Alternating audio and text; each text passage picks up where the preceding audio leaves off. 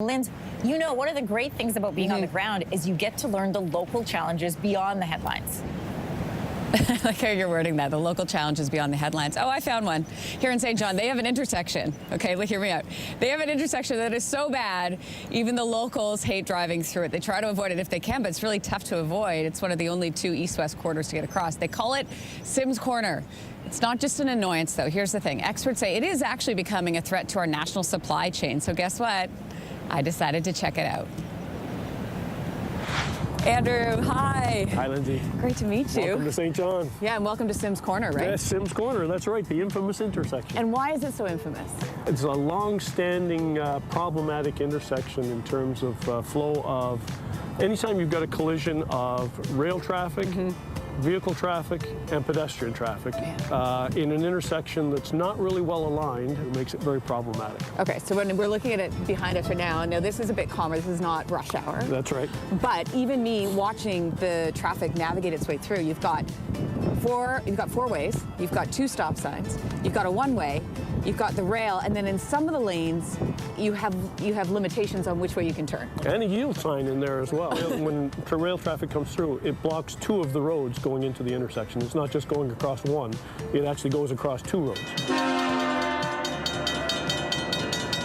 For locals, they get used to it. For anybody that's from out of town, it's a hot mess, right, Andrew? It's a hot mess. I like that. Yeah, it's a hot mess. But why is it like this? Like, why haven't we fixed this intersection?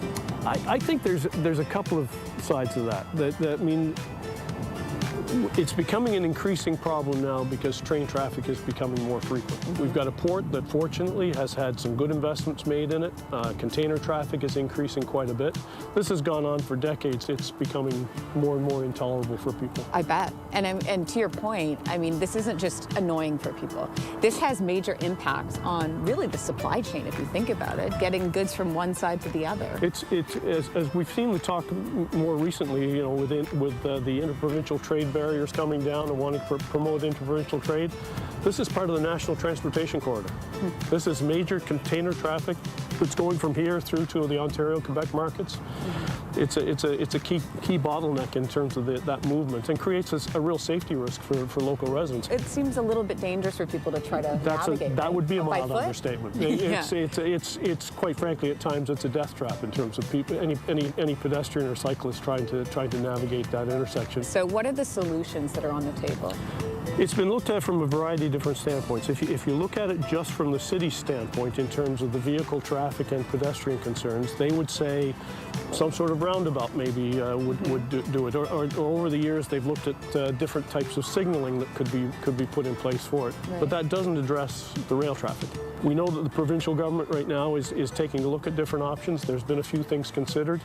My understanding is the solutions would have the road actually raised and go over the rail traffic.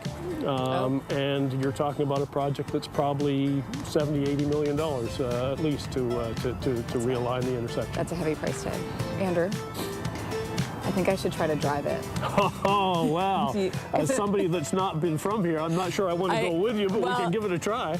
Well, I think we should. And I think you need to be a passenger in the car because you have to direct me. Okay. So which way to go? Do you trust me? Sure, let's give it a go. All right, follow me. Come. All right.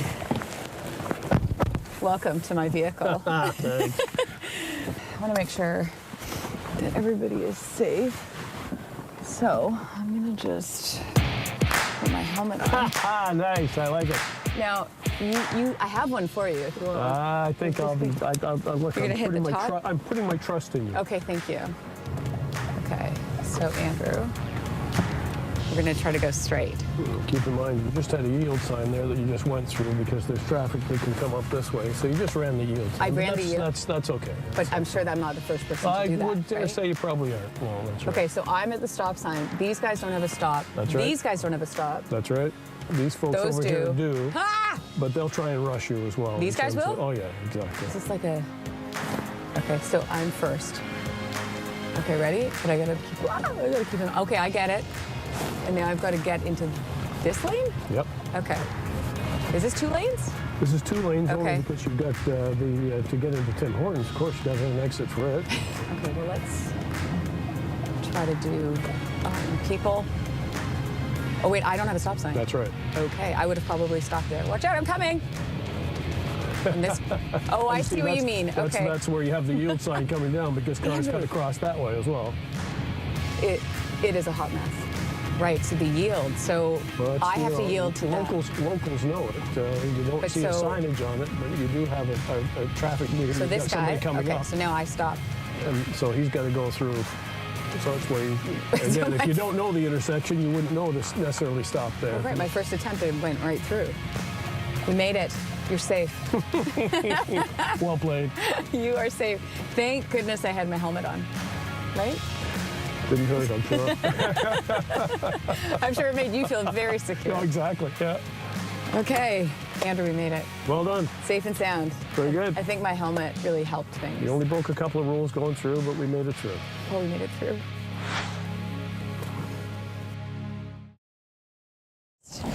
I had a helmet for him, just in case that, I don't know, he didn't feel safe with me. I think he probably felt less safe that I was in a helmet and that he wasn't in a helmet. But there you go. I will say, that intersection, I mean, when you're looking at it from above, you're like, oh, it's not that bad. Then you get in it, and it is like, I can understand, especially in rush hour with all the people and the cars, it's complicated. Linz, so as we were listening to that interview and you guys explaining it, Kelsey turns to me and she goes, I bet she tries to drive the intersection. I didn't know it was coming. Nailed it. How do you know me so well? I'm going to drive the intersection. I love that. You're like, challenge accepted. Great job. Challenge accepted. That was awesome, Lindsay. Also, I don't know if you've seen that Thank piece you. back fully, but he looks slightly terrified to be in the passenger scared. side Yeah. with you. I 100% terrified him, especially because I went through a yield right out of the gate.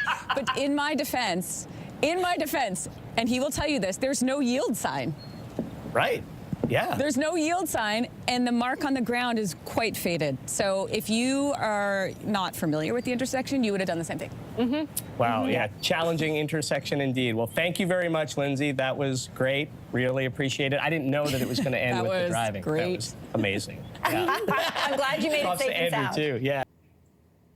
If you like that video, make sure to subscribe to the Your Morning YouTube feed, where you can find all kinds of new content posted every weekday morning.